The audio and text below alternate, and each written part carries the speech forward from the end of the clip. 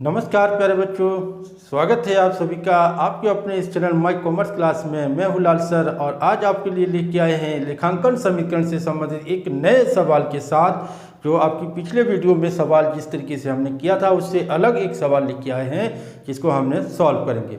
इसको सॉल्व करने से पहले, आगे बढ़ने से पहले, मैं उन छात्रों के लिए कहना चाहूँगा जो हमारे चैनल पर नए आए हैं या जो हमारे चैनल को पहली बार देख रहे हैं, तो वे हमारे चैनल को सब्सक्राइब करना ना भूलें, क्योंकि आपके लिए एक अकाउंटिंग से संबंधित जितनी भी जानकारी बहुत ही इम्पोर्टेंट है और 11th क्लास में तो खासकर बहुत इम्पोर्टेंट है, क्योंकि यही आपसे सीखना है अकाउंटिंग किस तरीके से की जाएगी।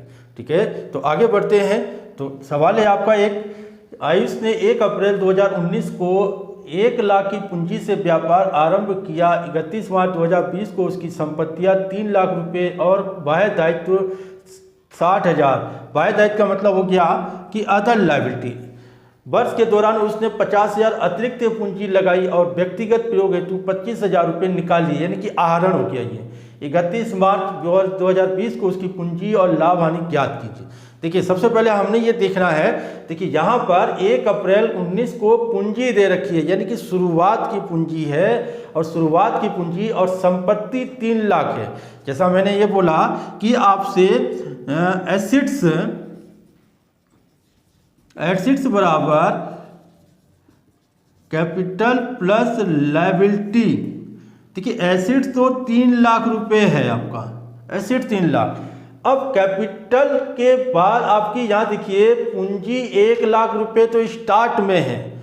ये तो 31 मार्च की संपत्ति है, यानी कि नीचे आपका, इसको नीचे कर लेते हैं, 3 लाख रुपए एसेट है, तो इसका भी योग 3 लाख आना चाहिए, यानी कि लायबिलिटी का योग भी 3 लाख, टोटल लायबिलिटी और टोटल एसेट 3 लाख है। तो अब 3 लाख में यहाँ तो अदर लायबिलिटी तो आपकी 60,000 रुपये दे रखा है, 60,000 अदर लायबिलिटी 60,000 दे रखा है। अब इसमें क्या कहा है कि 1 लाख से तो व्यापार आरंभ किया है, 1 लाख से आरंभ किया, इसमें 50,000 और लगाया है, 50,000 और लगाया, टोटल पूंजी 1.5 लाख हो गई।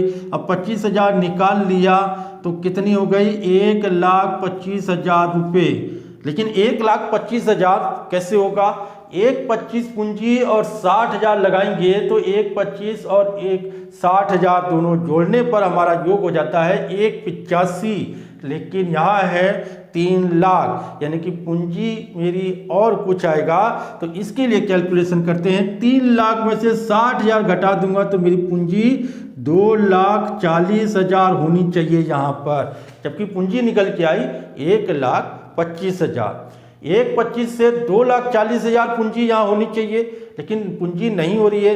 तो कारण क्या है कि यहाँ पर 1,25,000 से 2,40,000 हुई है, तो हमारा इसमें जरूर बिजनेस में मुनाफा हुआ होगा और उस मुनाफे के कारण पूंजी मेरी बढ़ गई थी। तो मुनाफा कितना हो गया यहाँ पर, 1,15,000 रुपये ये प्रॉफिट हो गया। तो टोटल तब जाके 2,40,000 पूंजी हुई। तो हमने क्या ज्ञात करना है, एक ये ज्ञात करना है और एक मुनाफा ज्ञात करना, 2 चीज ज्ञात करना है। यानी 31 मार्च को पूंजी कितनी थी और उस समय उनका लाभ हानि ज्ञात करना है। तो सबसे पहले हमने क्या करना है कि क्लोजिंग कैपिटल, देखिए यहाँ पर चाहे तो सबसे पहले ओपनिंग कैपिटल निकाल लेते हैं। शुरुआत में ओपनिंग कैपिटल कितना हो गया, 1 ओपनिंग कैपिटल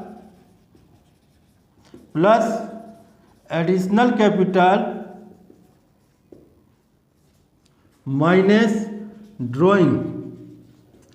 ओपनिंग कैपिटल कितना हो गया, नेट ओपनिंग कैपिटल आप निकालेंगे तो 1 लाख रुपए, तो ये हो गया, प्लस 50,000 मैंने और लगाया, माइनस 25,000 आहरण कर लिया। तो 1,50,000 में 25,000 घटाया तो 1,25,000 मेरी पूंजी हो गई 1,25,000, क्योंकि 1,25,000 तो मेरी टोटल नेट पूंजी आई थी opening.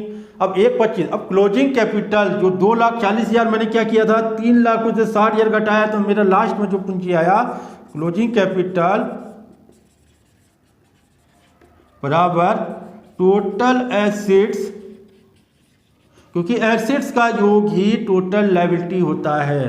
Total asset minus other liability, जो अदर लायबिलिटी है मेरा, तो 3 लाख में से 60,000 घटा दिया मैंने, तो मेरी जो नेट और क्लोजिंग कैपिटल आएगी वो 2,40,000 क्लोजिंग कैपिटल है। ओपनिंग कैपिटल 1,25,000 है।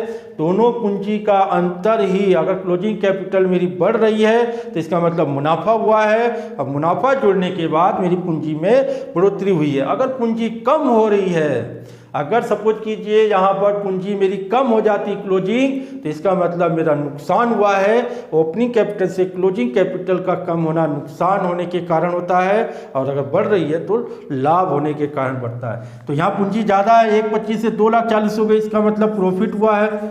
प्रॉफिट इन 2019-20 तो क्या हो जाएगा, closing capital minus opening capital. Closing capital है आपका 2,40,000 माइनस ओपनिंग कैपिटल निकल के आया 1,25,000, टोटल 1,15,000 रुपये मेरा प्रॉफिट आया। ये आ गया क्लोजिंग कैपिटल और ये आ गया नेट प्रॉफिट, यानी कि जो वर्ष के दौरान जो लाभ कमाया। ठीक है, तो इस तरीके से हमने और भी सवाल है, 1-2 सवाल किताबों में होंगी, उसको आपने सॉल्व करना है। ठीक, सवाल करने में कोई कठिनाई नहीं है, बस हमने समझना है। अगर आपने इक्वेशन समझ लिया है तो इक्वेशन समझ लिया, तो इसका मतलब आप ये भी कर सकते हैं।